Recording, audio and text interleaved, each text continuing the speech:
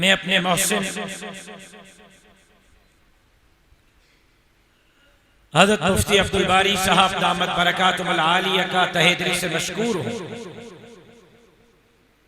कि उन्होंने मुझे मान बख्शा,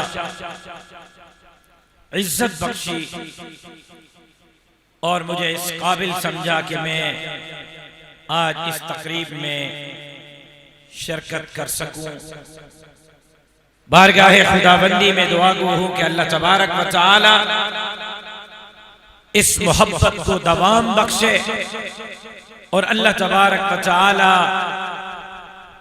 इस इदारे को क़यामत की सुबह तक शाद और आबाद बनाए और इस इदारे को रुश्द और हिदायत का मरकज बनाए। फारिग तहसील होने वाले उलमा इकराम, हुफ़्फ़ाज़ इज़ाम, उनके वालिदैन और असातिज़ा को भी दिल के गहराइयों से मुबारकबाद पेश करता हूं।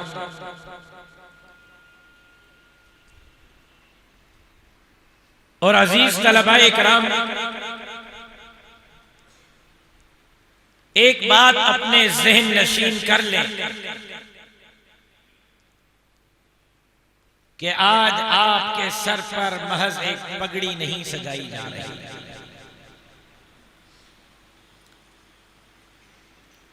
आज महज आप एक मकसद के तकमील के बाद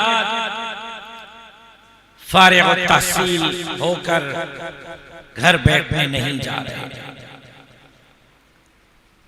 बल्कि जनाब रिसालत मआब सल्लल्लाहु अलैहि वसल्लम के इस फरमान के मुताबिक अल उलमाओ वरसतुल अंबिया, आज आपके सरों पर इतना बड़ा बोझ आने वाला है जो एक नहीं, दो नहीं, 100 नहीं, 1000 नहीं, 1.25 लाख अंबिया की विरासत वाला काम है जो आज आपके जिम्मे लगाया जा रहा है। और उस वक्त में और उस दौर में आज ये जिम्मेदारी आपके सर पर आ रही है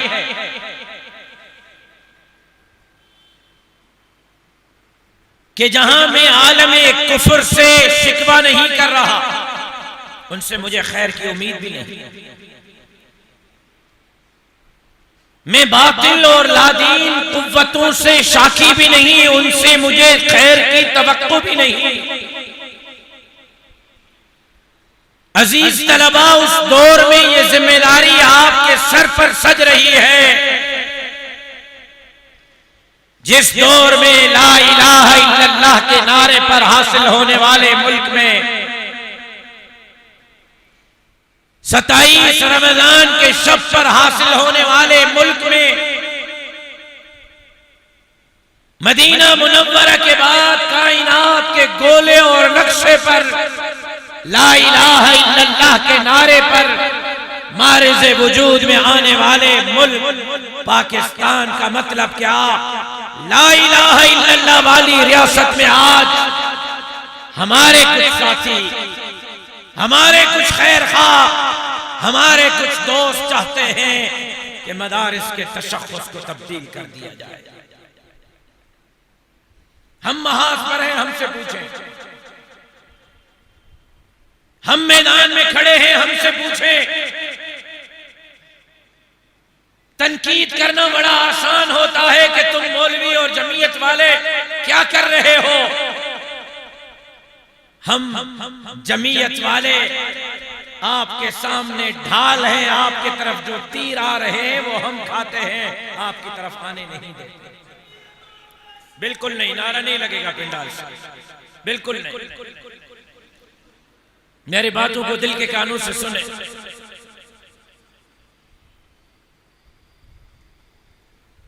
आज एक मुनज़्ज़म साजिश के तहत पाकिस्तान के इस्लामी तशख़्ख़ुस को तब्दील करने की साजिश हो रही है। आज एक मुनज़्ज़म साजिश के तहत इस मुल्क को लिबरल और सेक्युलर मुल्क बनाने की साजिश हो रही है।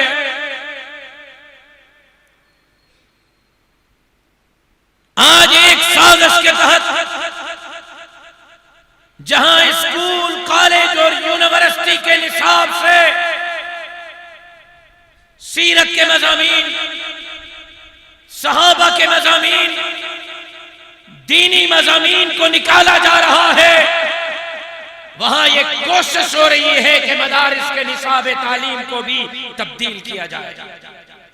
और बाकायदा फाटफ ने,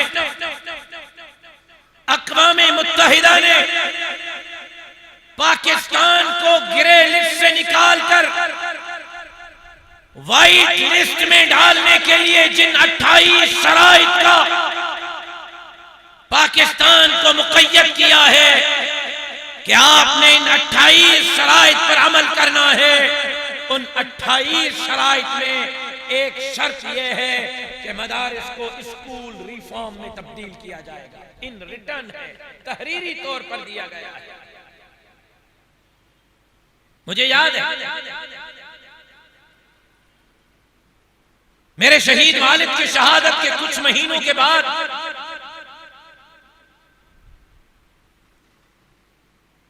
मेरी जनाब आसिफ अली जरदारी साहब से एक मुलाकात हुई। उस मुलाकात में वजीर आला सिंध भी मौजूद थे, वजीर तालीम भी मौजूद थे, स्पीकर भी मौजूद थे, मुख्तलिफ महकमों के वजीर भी मौजूद थे।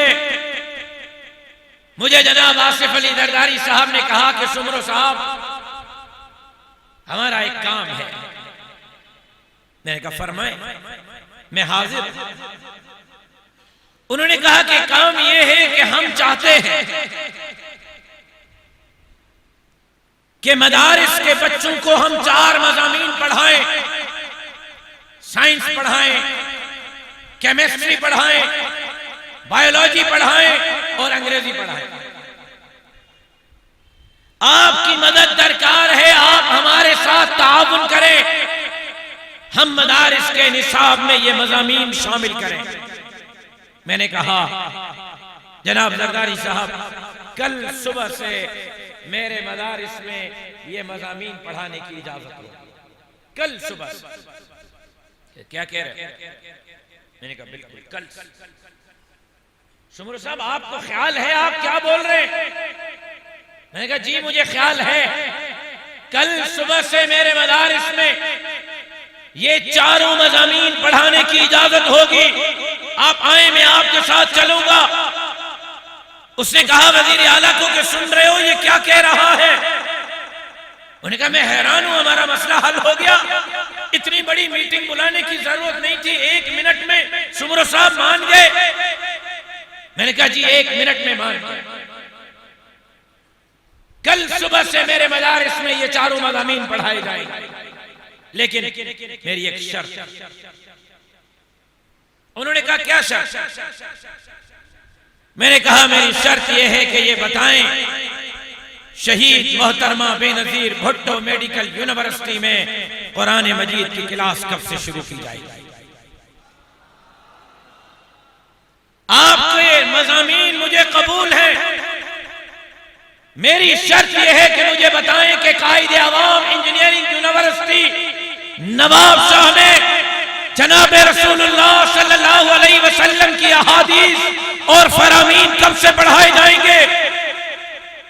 मेरी शर्त यह है कि मुझे ये बताएं सिंध यूनिवर्सिटी और मेहरान यूनिवर्सिटी में नौजवानों को अपने मुर्दा बाप के जनाजे को गुस्ल दिलाने का तरीका कब से सिखाया जाए? अपनी मां का डीसी साहब और कमिश्नर साहब और एसपी साहब को जनाजा पढ़ाने का तरीका कब से सिखाया जाएगा? मैंने कहा आपका दिमाग खराब है। मैंने कहा आप नाराज क्यों हो रहे? आपको नहीं पता वो मेडिकल यूनिवर्सिटी है, वो इंजीनियरिंग यूनिवर्सिटी है, वहां से डॉक्टर और इंजीनियर पैदा होंगे, मुल्ले पैदा नहीं होंगे। मैंने कहा यही बात मैं आपको समझाना चाह रहा हूं कि मेडिकल यूनिवर्सिटी से इंजीनियर नहीं निकलेगा, इंजीनियरिंग यूनिवर्सिटी से डॉक्टर नहीं निकलेगा। ये मदारिस दीन की और इस्लाम की फैक्ट्रियां हैं। यहां से लेनिन, मार्क्स, चुइंगलाई और माओ ज़ेडुंग के पैरोकार नहीं निकलेंगे। यहां से निकलेंगे तो मोहम्मद अरबी के दीन के वारिस निकलेंगे। आज हमसे ये तशख़्ख़ुस छीनने की साजिश हो रही है। आज मदारिस और मसाजिद को महदूद करने की साजिश हो रही है। आज एक मुनज़्ज़म साजिश के तहत मौलवी और मदरसे और दाढ़ी और पगड़ी को दहशतगर्द डिक्लेयर किया जा रहा है।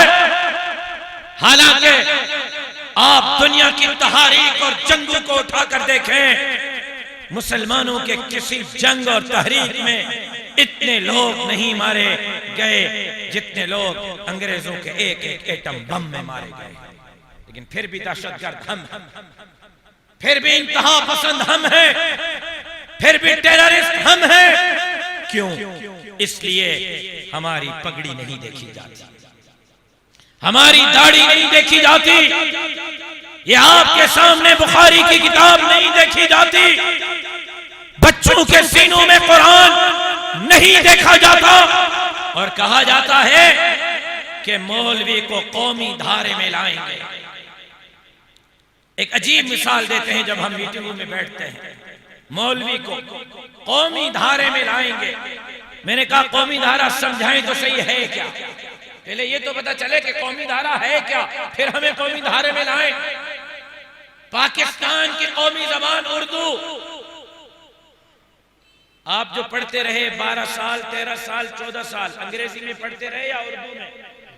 बोलो यार, आप अंग्रेजी में? मुफ्ती साहब आपको अंग्रेजी में पढ़ाते रहे, जर्मन में, उर्दू में? मैंने कहा आप कहते हो कि मदरसे को कौमी धारे में लाने की जरूरत है। मेरे मदरसे के तालिब इल्म को तो उर्दू में तालीम दी जाती है। आपके स्कूल, कॉलेज और यूनिवर्सिटी में पढ़ने वाले आपके बच्चे को अंग्रेजी में तालीम दी जाती है। कौमी धारे में मदरसे को लाने की जरूरत नहीं, कौमी धारे में आपके स्कूल, कॉलेज और यूनिवर्सिटी को लाने की जरूरत है।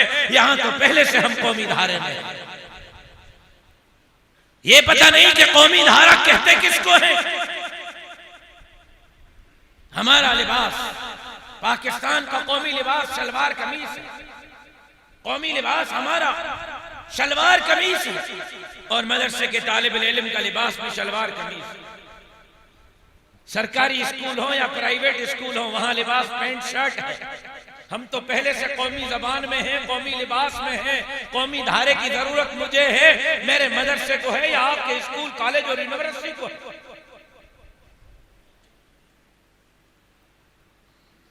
इनका कौमी धारे से मुराद लिबास नहीं, इनका कौमी धारे से मुराद जबान नहीं, इनका कौमी धारे से मुराद दाढ़ी और पगड़ी है, जो बर्दाश्त नहीं हो रही, क्योंकि ये समझते हैं कि पाकिस्तान का कम से कम कौमी धारा दाढ़ी और पगड़ी नहीं, ये पाकिस्तान का भी कौमी धारा है, ये इस्लाम का भी कौमी धारा है, ये सुन्नत का भी कौमी धारा है, ये मदीने की रियासत का भी कौमी धारा है। ये मुल्क ला इलाहा इल्लल्लाह के नारे पर हासिल हुआ था, ये मुल्क मोहम्मद अरबी के गुलामों की जागीर है। यहां निजाम चलेगा तो मोहम्मद अरबी के शरीयत का निजाम चलेगा। आज आपके इन हालात में पगड़ी आपके सर पर आ रही कि मदारिस दाव पर है, मसाजिद दाव पर है, दीनी काज दाव पर है। आज हमने आने वाले नस्ल के ईमान की फिक्र करनी है। मैं हल्फन कहता हूं, मस्जिद में हूं, बावजू हूं, सब कुछ छीना गया है, बचा ईमान है। ईमान इस वक्त हमारे मुल्क इस्लामी जमहूरियत पाकिस्तान में गरीब लोगों, आम लोगों, सादा लोगों के ईमान पर डाके डाले जा रहे हैं। आज के बाद आपके जिम्मे सिर्फ मस्जिद का मिंबर और मेहराब नहीं, आज के बाद आपके जिम्मे सिर्फ तालीम, तशरीफ, तकरीर और तहरीर नहीं, मैदान में निकल के देखो, आज लोगों के ईमान पर डाके डाले जा रहे हैं। आज के बाद आपके जिम्मे यह है कि आपने लोगों के ईमानों को बचाना है और उनके ईमान की चौकीदारी करनी है। आप मेरे साथ साथ, मैं आपको साथ लेकर चलता हूं। मैं न दिखाऊं मेरी सजा वो है जो चोर की सजा। आज नवाब शाह में 38 कायदियानियों के मुबल्लिग घर घर जाकर मुसलमानों की माओं, बहनों और बेटियों को कायदियानी बनाया। आज घोटकी में मुसलमानों की फैमिलियां नादरा में जाकर तहरीरन दरखास्त दे रही है। हजरत घोटकी में इस्लामी जमहूरियत पाकिस्तान के सूबे बाबुल इस्लाम सिंध के बड़े शहर घोटकी में तहरीरन दरखास्त दे रहे हैं कि आज के बाद हमें यहूदी डिक्लेयर किया जाए, हम यहूदी हैं, हमें यहूदी लिखा और पढ़ा जाए। आज हम इन हालात में कायदियानियत की परवाह, कायदियानियत की प्रचार हो रही है, यहूदियत की प्रचार हो रही है। हर आए दिन मासूम बेटियों की इज्जतें तार तार की जा रही हैं। मदारिस और मसाजिद के निसाब तालीम को तब्दील करने की साजिशें हो रही हैं।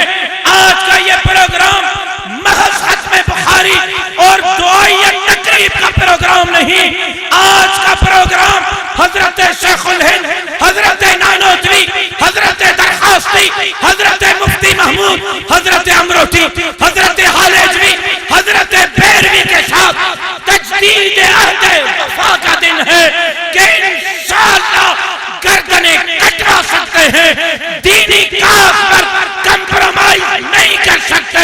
जब तक जान में जान है, मसाजिद की भी चौकीदारी करेंगे, मदारिस की भी चौकीदारी करेंगे, दाढ़ी और पगड़ी की भी चौकीदारी करेंगे, तो इंशाअल्लाह अल्लाह के धरती पर अल्लाह के निजाम के लिए मेहनत और जद्दोजहद करेंगे। नारे तकबीर, शान रिसालत, शान सहाबा, उलमाए देवबंद। और एक बात हजरत उलमा इकराम से और आखिरी बात अर्ज करते हैं, बड़ी माजरत के साथ, बड़ी लजाजत के साथ, दस्त बदस्ता अर्ज और गुजारिश करते हुए एक बात अर्ज करना चाहता हूं कि हजरत हम इक्तदार की जंग नहीं लड़ रहे, हम नवाज शरीफ और जरदारी की जंग नहीं लड़ रहे। आपके सखर में एक रात में 19 मस्जिदें शहीद हुई, कौन खड़ा हो, किसने चौकीदारी की? और आज वो फैसला और ये फैसला, इंक्रोचमेंट, रोजाना 10-10 हजार घर गिर रहे हैं, किसी किरैन को जुर्रत नहीं मेरी मस्जिद और मदरसे की तरफ बढ़ सके। हम इक्तदार की जंग नहीं लड़ रहे, हम नवाज और जरदारी की जंग नहीं लड़ रहे। वो अपने एजेंडे पर काम कर रहे हैं, हम अपने एजेंडे पर काम कर रहे हैं। उनका अपना एजेंडा है, हमारा अपना है। आप ये कहते हैं कि इनकलाब कब आएगा? अगर ये पार्लिमानी निजाम से इनकलाब नहीं आएगा, बंदूक उठा लो ना। बंदूक क्यों नहीं उठाते? मैंने कहा लिख कर दे दो कि बंदूक उठाने से इनकलाब आएगा, हम आज उठा लेते। पहले बंदूक जितनी कुव्वत तो पैदा करो, F-16 और 17 जितनी अपनी कुव्वत तो पैदा करो। उसके लिए पाकिस्तान में एक और रज्जब तैयब अर्दोगान पैदा करना होगा, तब शायद ये मुमकिन हो, उसके बगैर मुमकिन नहीं है।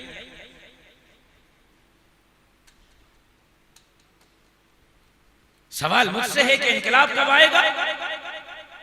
सवाल मुझसे है कि पाकिस्तान में इस्लामी निजाम कब आएगा? मेरा सवाल आपसे है कि जब इस इस्लामी निजाम पार्लिमान के जरिए, जमहूरियत के जरिए, आइन के जरिए हम नाफिज करने के लिए अपने मौलवी को मैदान में उतारते हैं, इलेक्शन के मैदान में उतारते हैं, उस वक्त आप कहां होते हैं? उस दिन आप हमारे पीठ पर हाथ क्यों नहीं रखते? उस दिन आप हमारी पीठ क्यों नहीं थपकते? हाँ, मौलवियों को लाएं, फिर हमसे पूछें कि हमने आपको आगे किया था, क्या हुआ? आज हम जरदारी और नवाज की जंग नहीं लड़ रहे। अल्लाह की कसम, पाकिस्तान के उस नारे के जिस नारे पर यह मुल्क हासिल किया गया था कि पाकिस्तान का मतलब क्या, ला इलाहा इल्लल्लाह। आज जमीयत उलमा इस्लाम इस मुल्क के अंदर इस्लाम के बका की जंग लड़ रही है। मस्जिद और मदरसे दाढ़ी और पगड़ी के बका की जंग लड़ रही है। और उलमाए किराम, तकरीरी मैदान भी मेरा, तशरीफी मैदान भी मेरा, तहरीरी मैदान भी मेरा, तबलीगी मैदान भी मेरा, तदरीसी मैदान भी मेरा। ये मिंबर और मेहराब से अजान, तकबीर, निकाह, जनाजा भी मेरे फराइज में से है। तो क्यों कर हमने सियासी मैदान को ठुड्डे लाइन लगाया हुआ है? या तो फैसला कर लें कि ये सियासत हमें अंबिया से विरासत में नहीं मिली। कानत बनु इसराइल तसूसहुमुल अंबिया कुल्लमा हलक नबियुन खलफहु नबी अना खातमुन नबिय्यीन ला नबी जवादी अल उलमा वरसतुल अंबिया। जहां बच्चे के कान में अजान और तकबीर मुझे विरासत में मिली, मस्जिद का मुसल्ला मुझे विरासत में मिला है, मेहराब मुझे विरासत में मिला है, जहां बच्चे का निकाह और जनाजा आपको विरासत में मिला है। मत भूलो कि यह सियासत भी आपको विरासत में मिली और अंबिया से मिली। और एक मिसाल देकर मैं गुफ्तगू को खत्म करूंगा कि खिलाफत उस्मानिया का मरकज, कुस्तुनतीनिया के बिशारत का मरकज तुर्की, जिस खिलाफत उस्मानिया ने पूरे कुर्रे अर्ज़ और कायनात पर इस्लाम का झंडा लहराया, आखिर कभी सोचा है क्या वजह थी कि तुर्की जवाल का शिकार हुआ? सिर्फ जवाल का शिकार नहीं हुआ, वो तुर्की जिसने पूरी कायनात के अंदर इस्लाम का झंडा लहराया। क्या वजह थी कि अतातुर्क ने दाढ़ियां मुंडवाने का हुक्म दिया और मस्जिदों के इमामों ने अपने चेहरों से दाढ़ियां मुंडवा दी? कभी उलमाए किराम आपने सोचा है खिलाफत उस्मानिया के मरकज तुर्की ने, जिसने कायनात के अंदर इस्लाम का झंडा लहराया, क्यों जवाल पजीर हुआ कि अतातुर्क के कहने पर वक्त के शेखुल हदीसों ने अपने सरों से पगड़ियां उतार कर फेंक दी? कभी आपने सोचा है कि इस तुर्की में अंदर ये सूरत हाल क्यों पैदा हुई कि माओं, बहनों और बेटियों के सरों से अबाए तो उतारे गए, दुपट्टे भी उतार कर फेंक दिए? मस्जिदों से, दुकानों से, कारखानों से, घरों से कुरान मजीद के नुस्खे उठा उठा कर दरियाओं में फेंकवाए गए। खोले तारीख को पढ़े। और पुरानी बात नहीं, करीब माजी करीब की बात है। क्यों तुर्की जवाल पजीर क्यों हुआ? उलमाए किराम, मैंने पहले भी माजरत की थी, अब भी माजरत करता हूं अगर मेरी बात आपको बुरी लगती है, लेकिन आप की एक तरफ तवज्जो कराना चाहता हूं कि तुर्की इसलिए जवाल पजीर हुआ कि तुर्की के उलमा ने तमाम मैदानों को संभाल लिया और तुर्की के उलमा ने सियासी मैदान खवानीन, नवाबों, सरदारों, सरमायादारों के हवाले किया। न इस्लाम महफूज रह सका, न मस्जिद महफूज रह सकी, न दाढ़ी और पगड़ी महफूज रह सकी। कहीं आज ये तो नहीं हम पाकिस्तान में वो तारीख तो दोहराने नहीं जा रहे, हर महाज हमारे हाथ में है, सियासी मैदान से हमने हाथ निकाल लिया है। कल कहीं हमारा हशर तुर्की जैसा तो नहीं होने जा रहा। और एक मिसाल, पाकिस्तान के सदर जनाब परवेज मुशर्रफ ने कहा था कि मैं मुल्क में अतातुर्क जैसा निजाम लाना चाहता हूं। ये कोई आम बात नहीं थी, ये वो सोच है जो पाकिस्तान में परवान चढ़ाई जा रही है। मुशर्रफ ने कहा था कि अतातुर्क जैसा निजाम, वो निजाम ये है कि मस्जिद बंद, मदरसा बंद, दाढ़ी खत्म, पगड़ी खत्म, सर से दुपट्टा खत्म। ये निजाम है अतातुर्क का जो हमारे हुक्मरानों ने फलसफा दिया। आज जमीयत उलमा इस मैदान में खड़े होकर दीन की, इस्लाम की, दाढ़ी और पगड़ी की, मस्जिद, मिंबर, मेहराब और मीनार की चौकीदारी कर रही है। आपसे दरखास्त करता हूं, और कुछ हमारे लिए नहीं कर सकते, दुआएं तो कर सकते हैं। आप हमारे लिए दुआएं करें, इंशाअल्लाह गर्दनें कटवा देंगे, दीन और इस्लाम पर आंच आने नहीं देंगे, गर्दनें कटवा देंगे, मस्जिद और मदरसे, दाढ़ी और पगड़ी पर आंच आने नहीं देंगे। ये आपके लिए तकरीर थी, ये चैलेंजेस आपके सामने हैं जिनका आपने सामना करना है। शेर का दिल रखकर आगे बढ़ें, नारे रिंदाना बुलंद करें, बातिल को बतला दें। हम शेखुल हिंद के हकीकी वारिस हैं, नानोतवी के हकीकी वारिस हैं, हजरत बन्नौरी के हकीकी वारिस हैं, और उनके नक्शे कदम पर चलते हुए इस्लाम के झंडे को, दीन के झंडे को, मस्जिद और मदरसे के झंडे को सर बुलंद रखेंगे और यहाँ ला इलाहा इल्लल्लाह के निजाम के लिए मेहनत और जद्दोजहद करते रहेंगे।